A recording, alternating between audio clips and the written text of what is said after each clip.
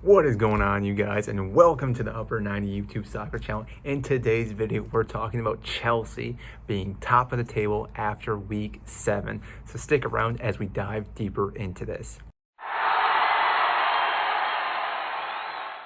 For those that don't know who I am, my name is Mike, huge Chelsea fan, which is why we're talking about this topic today. Now, after 7 games, we are seeing Chelsea at the top of the table. Now, they were top after their Saturday match against Southampton, but Liverpool and Manchester City had to play on Sunday, where it ended up being a 2-2 draw, and therefore Chelsea right now are sitting on top of the table. Now, with that being said, we've definitely seen some pros in this team, but also seen some issues that we really need to work on as well. Now, their game against Southampton, we saw some things that we really need to see, and that was different players stepping up that we need to step up. Timo Werner being one of those players. He's been one of those guys that's been on the bench pretty much this whole time in the Premier League. He's played in other games throughout this season, but in the Premier League hasn't seen too many minutes. He got the start this weekend, and it showed why. Now, we've been really lacking in our attacking third. These last couple of games, we played Manchester City, we played Juventus, and we're unable to score a goal. With Timo Werner, though, with his pace, it really opened up the defense and really allowed us to play real fluidly for the most part. Now, not taking anything away from Southampton because they played phenomenal in this game. Really, it was a close match up until that red card where James Ward-Prowse picked up a red card after VAR looked at it. It didn't look too bad until you saw the replay in slow motion, and it was definitely warranted. And I feel bad because obviously James Ward-Prowse isn't a player that's out there to hurt anyone. He was just going for a ball 50-50. Unfortunately, got a little bit higher up on Jorginho. And after that, the floodgates opened for Chelsea because prior to that, yes, they were leading, but then gave up a goal. It looked like it could go either way, to the Saints or to Chelsea, but after that red card, again, it just made a huge difference. Now, with that being said, though, Chelsea still were attacking throughout this match. They had multiple chances. They even scored multiple goals, but they were called back due to VAR because there was one where Azpilicueta had a foul, then played the ball into Timo Werner, which we all celebrated because we thought for sure this was a goal. And then later, or maybe it was that before, that Rudiger had a great run, played a ball to Lukaku, who also scored, but happened to be maybe a shoulder and a half with offsides, rightfully called again. But still, there were chances for Chelsea to win this game before James Ward-Prowse was sent off. Now, Southampton, though, still had their chances too because Mendy had to make a few good saves and our defense had to play really, really well. Now, this past weekend, though, we did see some different players step up because we had some injuries. Reece James being out again due to injury, and for some reason, Southgate wants to pick him up for the international break, which is happening now.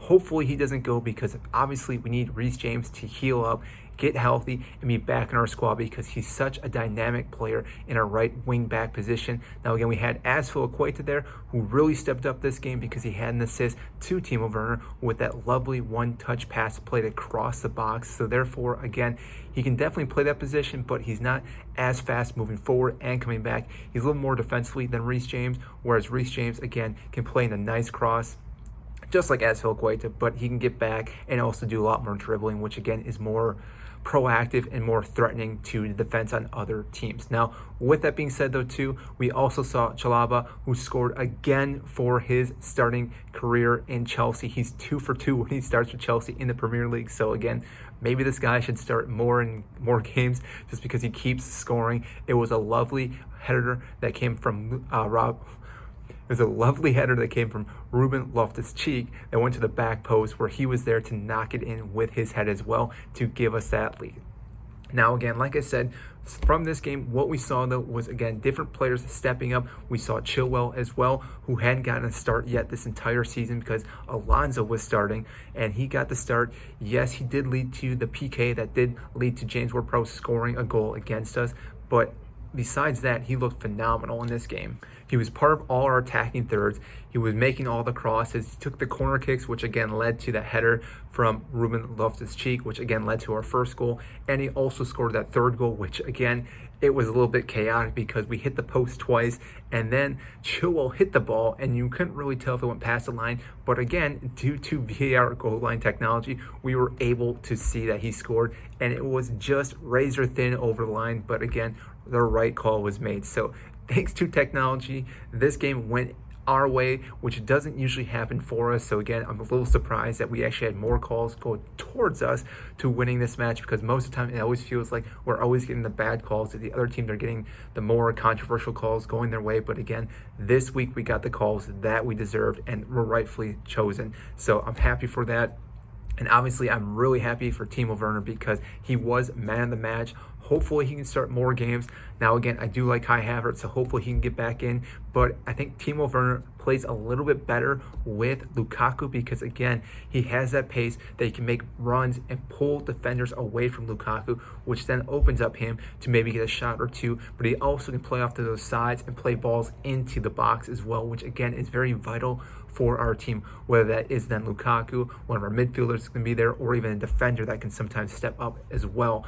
That's what Timo Werner brings. Again, I know I've talked about this before because people always talk about, yes, he's a forward, he should be scoring, but again, he leads to a lot of goals. Maybe he doesn't get the final assist or the final touch, but he usually is in the build-up to a lot of the goals, and that is why he's so important for this team, and that is why he should probably start more and more games. But again, it's always difficult to pick which 11 players you're going to be starting because, again, a lot of these positions are already solidified with certain players.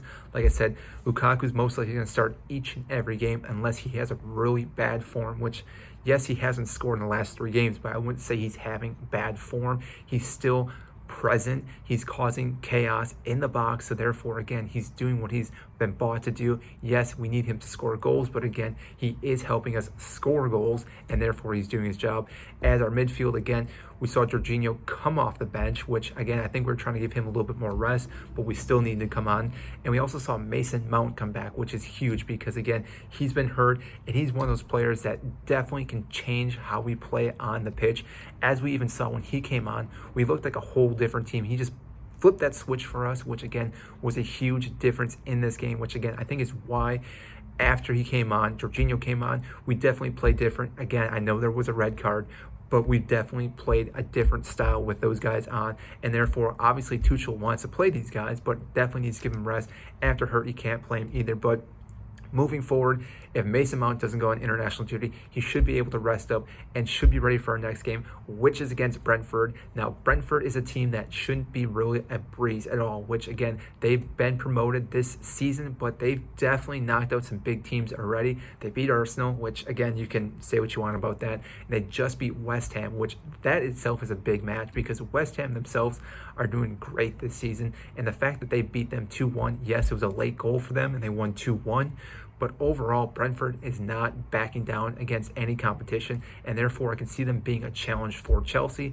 But overall, if Chelsea is fully healthy, I think we should be okay taking this team on because, again, coming after international break, everyone's healthy. We can really step up, get everyone playing that we want to play, and shouldn't really have too big of a problem. We should be really rock solid in our back line. Mendy, again, being one of the better goalkeepers in the Premier League. So again, when that game comes around, I'll probably talk about a little bit more because, again, we'll know our squad selection. But I see Chelsea winning that game fairly easy. I want to say 3-1 or maybe 2-0. Again, I think they're going to win by at least 2 goals in that match. So that is all I have for you today on this update for the Chelsea squad and being top of the table.